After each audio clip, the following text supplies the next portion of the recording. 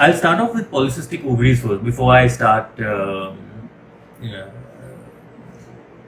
answering your questions. So a lot of patients would come to me, and now with the internet so easily available, people do a lot of research and they ask me, doctor, what is polycystic ovaries? What do I have? What does it mean? So I'd like to start off by saying that polycystic ovaries is not a great term that doctors have given to this condition that women suffer from. A lot of girls mistake polycystic ovaries as having a lot of cysts in their ovaries that causes a lot of trouble. Well, though it's correct in some small form, what polycystic ovaries actually means is that you're not ovulating as you should. So for most girls, a period lasts anywhere between 21 to 35 days. On an average, if you say 28 to 30 days, the egg in any person should release around the 14th day. For many reasons, for girls who have polycystic ovaries, the egg doesn't rupture as it should in the middle of the cycle, and this causes a host of problems. Every month, as soon as your periods start, the body makes a bunch of eggs. Till the about 14th day, the best egg grows and it ruptures. However, this mechanism is slightly skewed in girls with polycystic ovaries, and what happens is that a bunch of eggs start off, but none of them mature towards ovulation. So what you tend to see on ultrasound is a bunch of small unruptured eggs, hence the appearance of having small cysts in your ovaries. I'm going to keep looking now because I made a few notes for all of you. This isn't going to be a very formal doctor session, so don't worry. How does one get polycystic ovaries? So a lot of girls ask me that, is this genetic? My sister's fine, my mother's fine, and why am I the only one in my family who has it? Yeah, everybody who has the questions, just hang on for a little bit. I'm going to get to all your questions in a bit, so just be patient, like 5 more minutes. Polycystic ovaries does have a genetic tendency, in the sense that if your sister has it, you're more likely to get it. If your mother had it, you're more likely to get it, but no gene has been isolated for it. It's not necessary that you may have it, and we don't know why it's on the rise. The real answer is why is it on the rise amongst young girls these days? The answer is we don't know. A lot of factors have been postulated, such as our lifestyles, lack of exercise, lack of sunlight, even environmental factors, which has led to this condition. A lot of girls will ask me, does my food or my lifestyle affect it? Well, it didn't cause it, but a little bit of control over your food and a little bit of exercise will help in controlling your polycystic ovaries. And what are the symptoms of polycystic ovaries? So you don't have to have all the possible symptoms of polycystic ovaries, but the commonest ones are irregular periods. Very often it will be delayed periods, it will be scanty periods, sometimes even more frequent periods. Girls will come to me and say that I have always had regular cycles all my life, but suddenly over the last 2 or 3 months I'm getting my period once every 2 months, once every 3 months, or every 45 days. Someone will say my periods are still regular, but initially I used to bleed very well for 3 to 5 days. I used to have a good flow, but now it's just 1 day or even just a little bit of spotting. So those are the commonest things that occur with terms, of periods with girls with polycystic ovaries. The other things, because of the hormonal imbalances due to polycystic ovaries, you may suffer a little bit of weight gain, you may have a lot of acne on your face, skin pigmentation, especially behind the neck, between your thighs.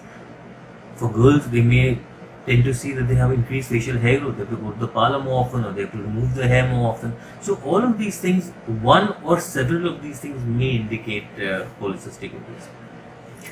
A large number of people even end up diagnosing endometriosis when they want to conceive, and because you don't ovulate very well, or you don't schedule, you don't know how to try, when to try, and that's why, though infertility is the wrong word, subfertility is the correct word. And girls with PCO, which have irregular periods, do very often find it hard to conceive naturally and may need a little bit of help. That's the little basis for polycystic ovaries. For people who want to know what endometriosis is, the one thing that you must understand is that every month our uterine lining sheds.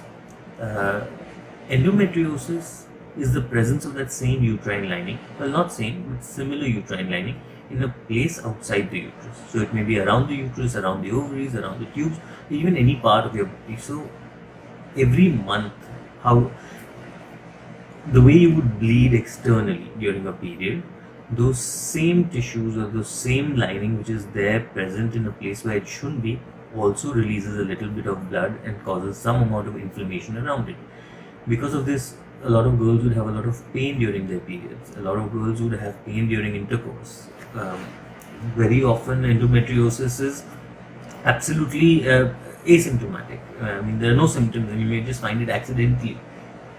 Because of this blood that gets accumulated inside, it causes a lot of inflammation in your body around the ovaries, around the tubes, and can lead to distortion of anatomy in that area. That in turn can lead to infertility and other such problems.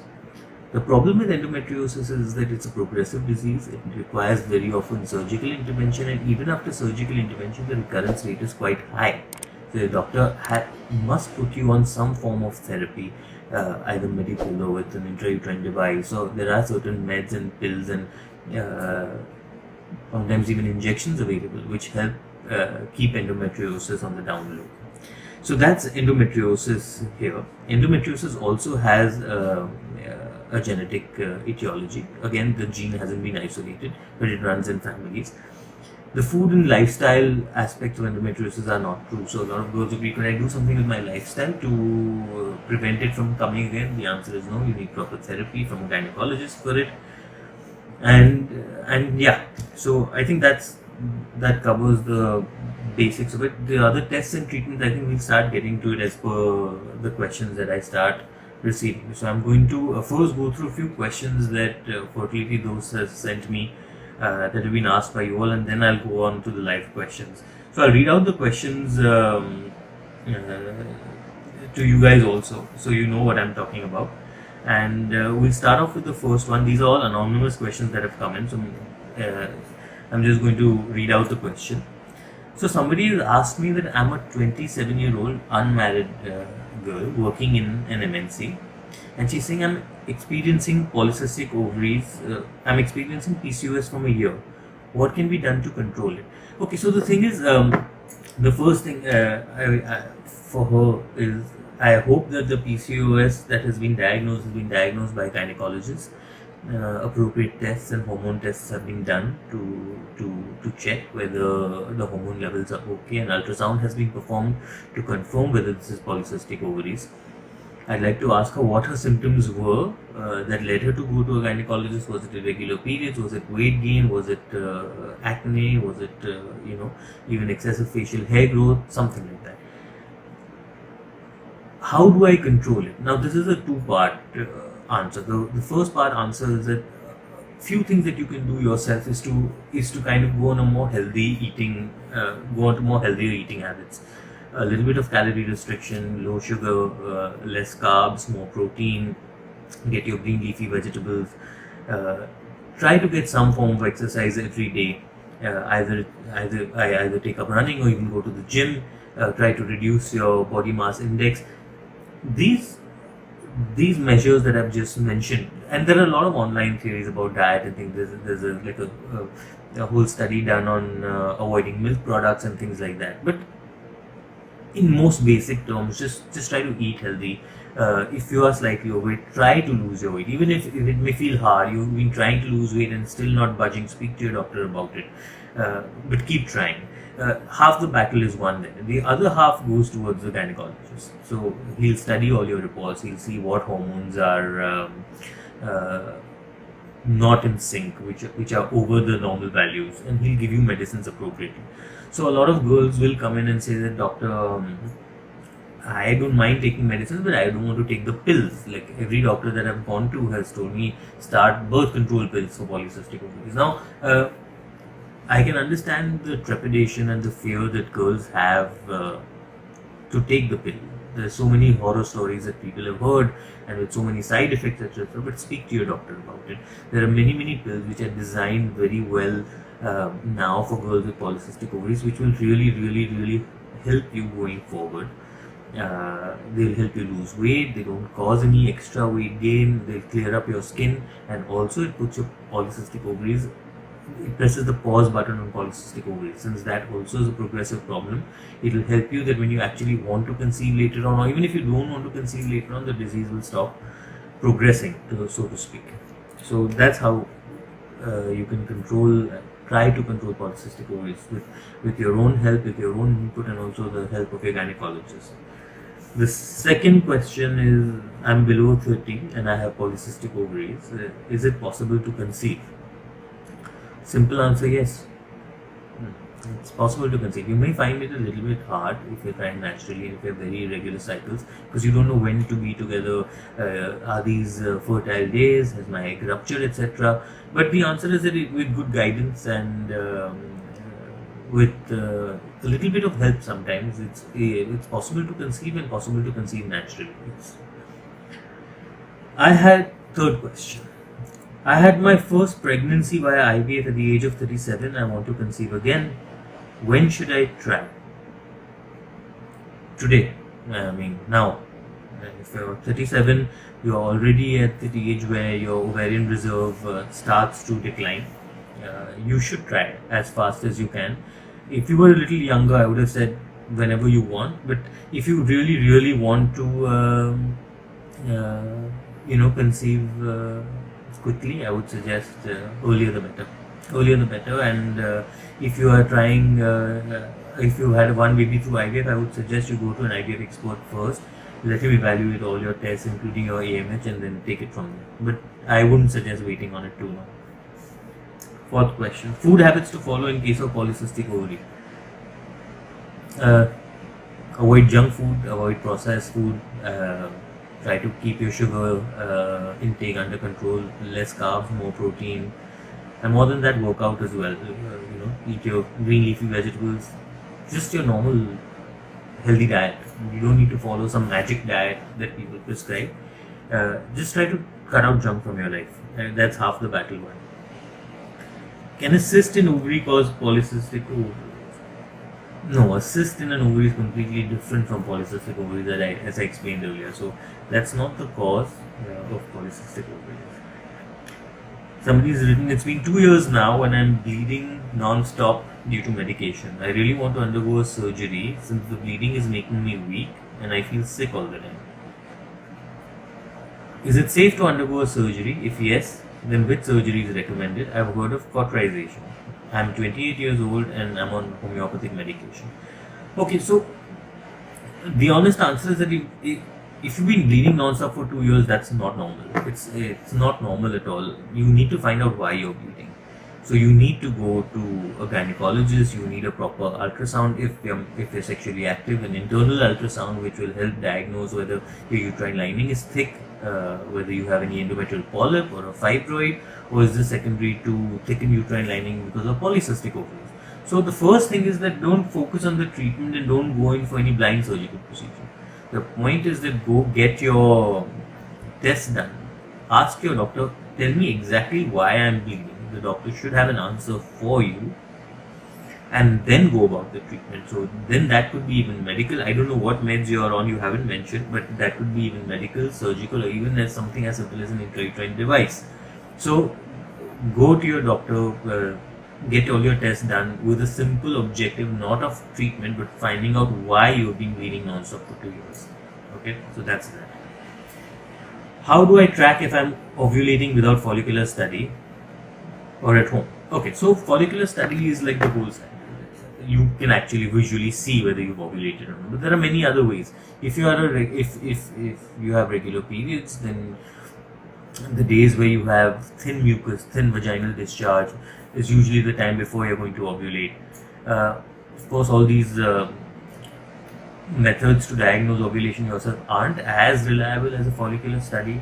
Now you get ovulation kits available in the market where on day 9 or day 10 you start checking whether you're ovulating or no.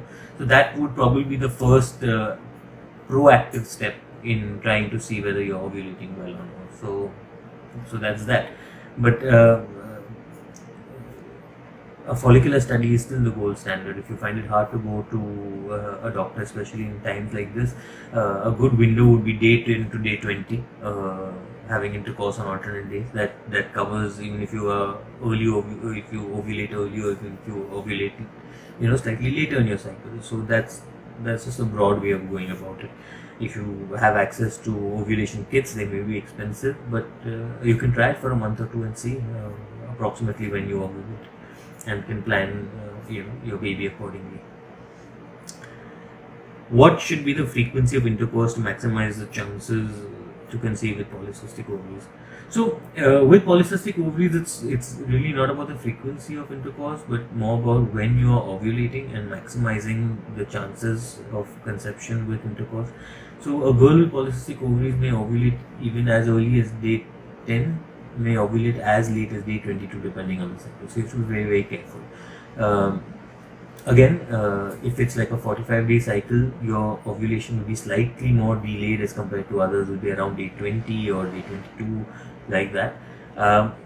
Again, a good rule of thumb is day 10 to day 20. If it's a regular cycle, alternate days. Having intercourse daily, though you can, but usually sperm quality is better if you leave a gap of a day. I would always suggest to my patients, don't overthink it. Sometimes what happens is, when I tell them day 10 to day 20 fertile period be together, is that day 10, day 11 and day 12 is excellent, everybody's gung-ho, but then life catches up and people are stressed out, they're tired from work, somebody has a fight, a quarrel, and then the actual fertile days go by in a break. So you'll have gung-ho intercourse the first 3 days and nothing for the actual fertile period, and then you'll start again. So the idea is to just not be so hard on yourself or your partner. Very often trying for a baby and not getting the result right away has it makes intimacy feel like a chore, and it causes a lot of strife. And if somebody's not in the mood, or if somebody's tired that day, it causes a lot of strife sometimes in marriages. And what you need to understand as a couple is that you guys are a team, and tonight may just not feel like it, and the partner must be supportive, whether it's the husband or the wife, and you need to be just a little more gentle with each other through this time. And if it's not happening, you should be honest with your gynecologist. The next month when you go to see him, you tell him that, look doc, we tried, intentions are good, but the pressure of trying for a baby, it's just not making it happen. And then in the end I'm upset and she's upset, and so your doctor will kind of guide you through it. He'll tell you, he'll minimize the days together. He'll try to enhance success rate per cycle. He'll give you alternatives to it. So always remember that you can hold your ear this way or this way, but one way or the other, the ear will be held. And the path to pregnancy should be teamwork with the husband and wife and the doctor. So try not to pollute it with too much of scientific fact. And the more you research it, the one blog will tell you this, the other blog will tell you that.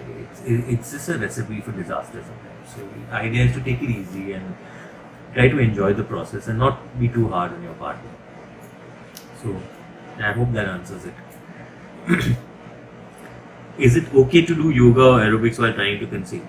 Yeah, simple. You can work out, you can go to the gym, you can run, you can do everything while trying to conceive. Just live your normal life. Just remember, most people who end up conceiving don't even want to conceive. They're too busy partying and chilling and hiking and biking and doing everything. It's because they're not thinking about it so much. And most accidental pregnancies, patients often wonder how that even occurred. After the month that they've had. So yeah, you can do everything. Don't worry about it. Why am I unable to conceive despite all the steps happening on time? Follicular study, ovulation, intercourse, even rupture with an injection for rupture, which is HCG. The answer is that it takes time. So for an average couple who has no problems, absolutely no problems, no polycystic ovaries, no problems with intercourse, great sperm count, no endometriosis, nothing. So on an average, it would take a normal couple a year to conceive. So be patient. Uh, for any couple more than say 30, maybe cut it down to like 6 months before you seek help. Uh, if you're doing everything and that's still not working out, if you've been trying for a few months with this rupture injections, etc., etc., and still not working out, uh, you're labeled into what is known as unexplained infertility. All your other tests are normal, and that's the commonest form of infertility. Speak to your doctor. Again, there are a lot of options available for unexplained infertility, and you can go in for an IUI the next month, and if a few IUIs fail, you can even step up to IVF. It doesn't mean that if you've conceived once through IUI, you require an IUI every time you want to conceive, even for your next baby, or you've lost the battle to natural conception. We have so many patients who've conceived the first baby through IVF, and then the very next baby, like in a year or so, is just a natural conception. So sometimes just having that pressure being taken off, or just things just aligning perfectly, takes a little while. And if you need to seek help, if it's your first pregnancy, seek help, get it going. You can still try naturally while all your treatments are on, so it doesn't really matter. And you shouldn't feel that you failed in any way. People need help all the time. I'm wearing glasses.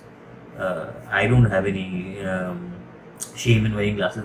There are patients who are on insulin injections, who are diabetics, who are taking hypertensive medications. They don't feel like failures every day. This is just part of life. This is biology, and sometimes everybody needs a little push. And you shouldn't feel that. So many girls feel very guilty. Many couples feel very guilty about this one thing that we were brought on this earth to do, procreate, which quite frankly, I don't know if I can say the word, but which quite frankly is bullshit. You weren't brought on this earth to just procreate. It's just one of the functions of our being here. And if you really want a kid, sometimes it's hard. You should seek help and get it done. And so speak to your doctor about IUI and what it entails and what are the success rates and things like that. Should the couple continue to have intercourse even after IUI? Yes. There's no ban in having intercourse. It will not disrupt any pregnancy that has occurred due to IUI. If that's what the thought process is, that if I start having intercourse, then it will disturb something inside. It's not true. You can have intercourse even after IUI. So those are the few anonymous questions that I had got. Now I have a few questions here, which I'm going to quickly go through. I'm going to skip to the top and then go quickly.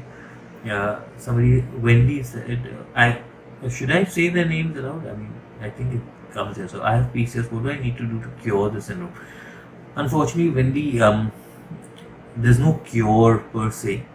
It's just something that you need to manage. It's not a cure, but it's something that can be easily managed. A lot of patients will come and say, my doctor put me on this 3-month course to cure PCO. I did the 3-month course, I stopped it, and again I've started having regular periods. So I've lost faith in treatment. So that isn't the correct way to go about it. It's like me going to my ophthal, my eye doctor, and saying that I've been wearing specs for 20 years, but whenever I remove my specs, I still can't see. He'll call me a fool. He'll be like, this is just to bring your eyes to normal. It's the same way with polycystic ovaries. The treatment and the lifestyle modifications don't actually cure it. It helps to bring you to the normal. So that's what it's about. So anonymous users, I'm 27 years experiencing. Okay, so these are all the anonymous questions that we've done. Someone's asked if endometriosis is cancerous. Well, not technically. So early endometriosis is not, but certain forms of endometriotic cysts, if ignored for a longer while, and a few variants are known to have some form of cancerous elements much ahead. But endometriosis per se is not cancerous. Cancerous in the form of traditional cancer. It is invasive, it is progressive, and will continue to spread. So in that way, it's similar to cancer, but it's not cancer per se. Priya Chitalya. Well, hello. Waiting for this lockdown to get over so that I can come and see you. Well, waiting to see you too. Come, we're always waiting. I hope you don't need, you come directly with good news and you don't need any help from us. So that's fingers crossed for that. Hope you are using this lockdown productively. Sati says, thank you for answering our questions. You're most welcome. So I think that's it. 2 minutes in.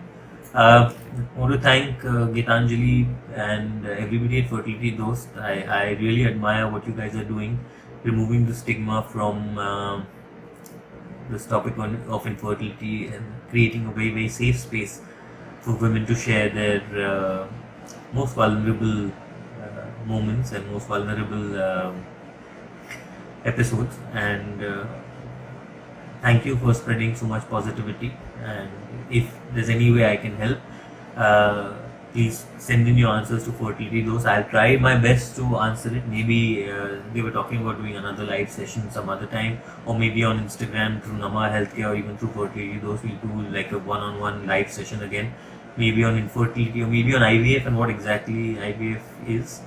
So let's see, maybe sometime next week if the lockdown isn't over. Till then, I'll take your leave. Stay safe, everybody. Stay indoors. Thank you, Gitanjali. Most welcome. Most welcome to share. And I'll see you guys next time.